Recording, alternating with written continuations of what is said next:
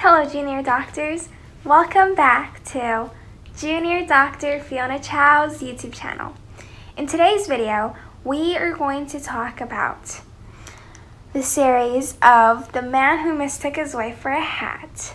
And we are going to be talking about Chapter 9, The President's Speech. So, in this story, it explains about multiple patients listening to the president's speech. Some find it really funny, some find it kind of intimidating, and others in another way. And this is because of the condition of aphasia. So aphasia is the condition where the patient, they don't know how to use words, and they could not understand the meaning of words when others use them. And so many aphasic patients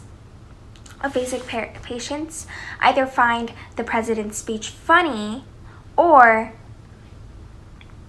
intimidating, causing them anger. However, they never actually understand what the president means when he's talking, when he's using particular words. Well, actually all his words, so they could only sense the tone of the president. So that's really interesting. However, there's another condition, like the opposite condition basically, called the tonal agnosia. So tonal agnosia is basically the condition where while the patient understands the words the other person is talking about, they could never actually sense the tone of the other person, the emotional tone. And so there's this patient called Emily, and she has this condition. So when she's actually listening to the president's speech, she couldn't feel anything. Instead, she just observed that.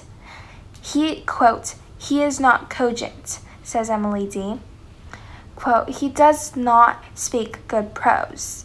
His word use is improper."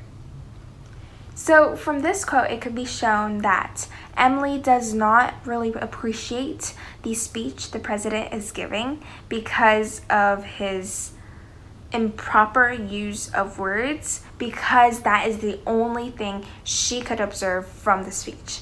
Instead of the emotional tone and the words combined, she could only observe the words. However, the other patients with aphasia could only observe the tone. So, in the end of the book, which I thought was very interesting, Oliver Sacks mentioned the irony of how the so-called normal people could actually be fooled by the president's speech with improper use of language, while actual tonal agnosia, people with the condition of tonal agnosia, could actually decipher the difference between a good speech and a bad speech. So that was the paradox that I found was very interesting. Oliver Sacks mentioned in the end of the chapter. And I think Emily, one thing to mention about her is that she is an English teacher, and she has an exceptional feeling for language. So that's a kind of also a paradox where Emily, although she has tonal agnosia, she can still feel language when it's written down. So that was the paradox that I also found was very interesting.